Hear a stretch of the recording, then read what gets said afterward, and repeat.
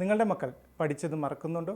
എങ്കിൽ ഇത്തരം പ്രശ്നങ്ങൾ പരിഹരിക്കാനുള്ള ലേറ്റസ്റ്റ് ആയിട്ടുള്ളൊരു ടെക്നിക്കാണ് ഇന്ന് പരിചയപ്പെടുത്തുന്നത്. ഞാൻ സൈക്കോളജിസ്റ്റ് ജയേഷ്.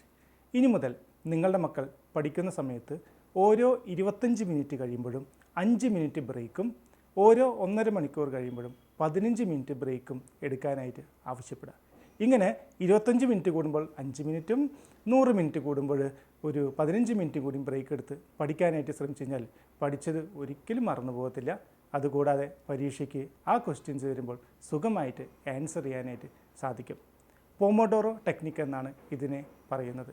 എന്തായാലും ഒന്ന് പ്രാക്ടീസ് ചെയ്ത് നോക്കൂ. നല്ല മാറ്റങ്ങൾ ഈ വരുന്ന പരീക്ഷയിൽ നിങ്ങളുടെ മക്കൾക്ക് ഉണ്ടാകുന്നതാണ്. ഇന്നു മുതൽ നിങ്ങളുടെ മക്കൾ വീട്ടിൽ പഠിച്ചുകൊണ്ടിരിക്കുന്ന സമയത്ത് ഒരു സ്ഥലത്തിരുന്ന് പഠിക്കാതെ എപ്പോഴും ഇരിക്കുന്ന പൊസിഷൻ ചേഞ്ച് ചെയ്യാനായിട്ട് ശ്രമിക്കണം. അതായത് ചേഞ്ച് യുവർ സ്റ്റഡി പ്ലേസ്. അത് റൂമാകാം, റൂമിനകത്ത് തന്നെ ഡിഫറെൻറ്റ് ലൊക്കേഷൻസ് ആകാം, അല്ലെങ്കിൽ ഓപ്പൺ ഏരിയ ആകാം.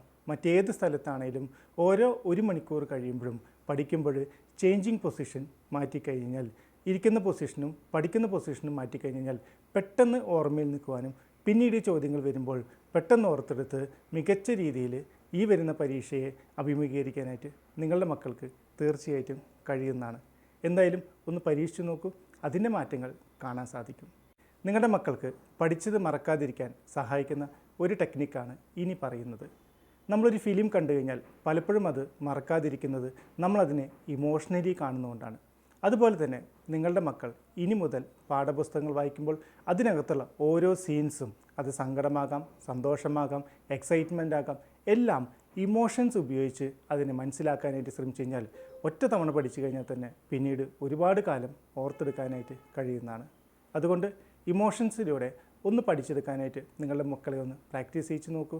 ചില മാറ്റങ്ങൾ തീർച്ചയായിട്ടും കാണും. പഠിക്കുന്ന സമയത്ത് ബോറടിക്കുക എന്ന് പറയുന്നത് എല്ലാ കുട്ടികളും നേരിടുന്ന ഒരു പ്രശ്നമാണ്. അതുകൊണ്ട് ഇനി മുതൽ പഠിക്കുമ്പോൾ ബോറടിക്കാതിരിക്കാനായിട്ട് സഹായിക്കുന്ന ചെറിയൊരു ടെക്നിക്കാണ് പരിചയപ്പെടുന്നത്. പഠിച്ചുകൊണ്ടിരിക്കുന്ന സമയത്ത് എപ്പോഴാണോ ബോറിംഗ് തോന്നുന്നത് ഉടനെ തന്നെ ക്രോസ് വേർഡ് പസിൽസ് അഥവാ സുഡോക്കുവോ അല്ലെങ്കിൽ ജിക്സോ പസിൽസോ അങ്ങനെ എന്തെങ്കിലും ഒരു ആക്ടിവിറ്റി നിങ്ങൾ മക്കളെ കൊണ്ട് ചെയ്യിപ്പിക്കുക.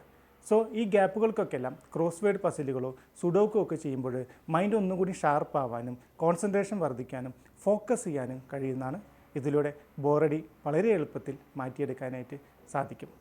എല്ലാ ദിവസവും പഠനം ആരംഭിക്കുന്നതിന് മുൻപ് 5 മിനിറ്റ് ഒരു ബ്രീത്തിങ് എക്സസൈസ് ചെയ്യേണ്ടതാണ്. ബ്രീത്തിങ് എക്സസൈസ് കൊണ്ട് ഉദ്ദേശിക്കുന്നത് യോഗയിലെ ശ്വസന വ്യായാമങ്ങൾ. എല്ലാ ദിവസവും പഠിക്കുന്നതിൻ്റെ ഇടയിലോ പഠിക്കുന്നതിന് മുൻപോ 5 മിനിറ്റ് വീതം എക്സസൈസിന് വേണ്ടി മാറ്റിവെക്കാനായി സാധിച്ചു കഴിഞ്ഞാൽ നിങ്ങളുടെ കോൺസെൻട്രേഷൻ വർദ്ധിക്കുവാനും ഫോക്കസ് വർദ്ധിപ്പിച്ച് കുറഞ്ഞ സമയത്തിനുള്ളിൽ മികച്ച രീതിയിൽ പഠിച്ചിട്ട് പോർഷൻസ് കവർ ചെയ്യാനായിട്ടും കഴിയുന്നതാണ്. എന്തായാലും കുട്ടികളെ കൊണ്ട് ബ്രീത്തിങ് എക്സസൈസ് ഒന്ന് പരിശീലിപ്പിക്കുക.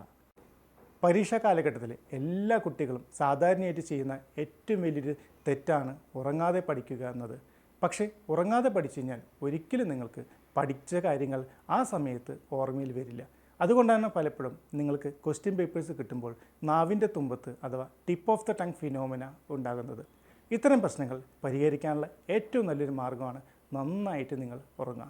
അതുകൊണ്ട് 7 മണിക്കൂർ മുതൽ 8 മണിക്കൂർ വരെ എപ്പോഴും എല്ലാ ദിവസവും ഉറങ്ങാനായിട്ട് ശ്രമിച്ചു കഴിഞ്ഞാൽ പഠിച്ചത് ആവശ്യമുള്ള സമയത്ത് നാവിൻ്റെ തുമ്പത്ത് നിൽക്കാതെ കൃത്യമായിട്ട് നിങ്ങളുടെ പേനയുടെ തുമ്പത്ത് ഉണ്ടാകുന്നതാണ്.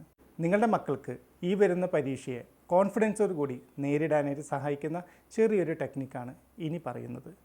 എല്ലാ ദിവസവും കുട്ടികൾ ഓരോ ചാപ്റ്ററും പഠിക്കാൻ ആരംഭിക്കുന്ന മുൻപ് തന്നെ ആ ഒരു ചാപ്റ്ററിനെ കുറിച്ച് എന്തൊക്കെ കാര്യങ്ങൾ അറിയാമെന്ന് ആദ്യം ഒന്ന് കണ്ടുപിടിക്കണം. സോ വാട്ട് ഐ നോസ് എന്നാണ് ഇതിനെ പറയുന്നത്. അങ്ങനെ ഓരോ ചാപ്റ്ററും കഴിഞ്ഞ 8 മാസത്തെ പരിശീലനം കൊണ്ട് നിങ്ങൾക്ക് എന്തൊക്കെ കാര്യങ്ങൾ ഓർത്തെടുക്കാനായിട്ട് സാധിക്കുമെന്ന് ശ്രമിച്ചു കഴിഞ്ഞാൽ തന്നെ നല്ലൊരു സ്റ്റാർട്ട് കിട്ടും. ഈ സ്റ്റാർട്ട് കിട്ടുമ്പോൾ തന്നെ പിന്നീട് അങ്ങോട്ട് പഠിക്കുന്ന സമയത്ത് കോൺഫിഡൻസ് വർദ്ധിക്കുകയും എനിക്ക് എളുപ്പത്തിൽ പഠിച്ചു തീരാമെന്നുള്ളൊരു അത്രയും ധൈര്യത്തോടു കൂടി ഓരോ പോർഷൻസും കവർ ചെയ്ത് ടെൻഷനില്ലാതെ ഈ വരുന്ന പരീക്ഷയെ നേരിടാനായിട്ട് സാധിക്കുന്നതാണ്. എന്തായാലും ഒന്ന് ശ്രമിച്ചു നോക്കൂ.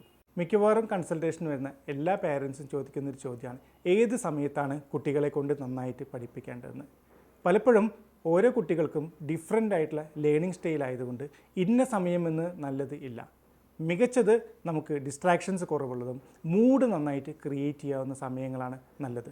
സോ പുലർച്ചെയോ രാത്രിയോ ഒക്കെ എല്ലാം ഏറ്റവും നന്നായിട്ട് പഠിക്കാനുള്ള സമയമാണ്. അതുകൂടാതെ നമ്മളുടെ ഭക്ഷണം കഴിച്ചു കഴിഞ്ഞ് 2 മുതൽ 4 വരെയുള്ള സമയങ്ങൾ കഴിവതും നമ്മൾ പഠിക്കുന്നത് ഒഴിവാക്കണം. കാരണം ഈ ഒരു സമയത്ത് നമുക്ക് മൂഡ് കുറവായിരിക്കും, കുറച്ച് ഉറക്കമായി ബന്ധപ്പെട്ട താല്പര്യങ്ങൾ വരാനുള്ള സാധ്യത കൂടുതലാണ്. അതുകൊണ്ട് നമ്മൾ ഉച്ചതിരിഞ്ഞ് 2 മുതൽ 4 വരെയുള്ള സമയങ്ങൾ ഒഴിവാക്കി ബാക്കിയുള്ള സമയങ്ങൾ ചിട്ടയായിട്ട് പഠിക്കാൻ ശ്രമിച്ചു കഴിഞ്ഞാൽ തീർച്ചയായിട്ടും മികച്ച വിജയം ഈ വരുന്ന പരീക്ഷയിൽ ഉണ്ടാകുന്നതാണ്. ഏത് സബ്ജക്റ്റാണ് ഏറ്റവും ആദ്യം പഠിച്ചു തുടങ്ങേണ്ടത്? മിക്കവാറും എല്ലാ കുട്ടികൾക്കുള്ള ഒരു കൺഫ്യൂഷനാണത്. മിക്കപ്പോഴും ഞാൻ കണ്ടുവരുന്നൊരു പ്രോബ്ലം, കുട്ടികൾ എളുപ്പത്തിൽ പഠിക്കുന്ന അല്ലെങ്കിൽ ഏറ്റവും നന്നായിട്ട് ഇഷ്ടമുള്ള സബ്ജക്റ്റിന് വേണ്ടി കൂടുതൽ സമയം കൊടുക്കുമ്പോൾ ടഫായിട്ടുള്ള സബ്ജക്റ്റിന് തീരെ സമയമില്ലാതെ വരും. മിക്കപ്പോഴും ആ ടഫായിട്ടുള്ള സബ്ജക്റ്റിൽ നിന്നായിരിക്കും ഏറ്റവും കൂടുതൽ ക്വസ്റ്റ്യൻസ് ചോദിക്കുക.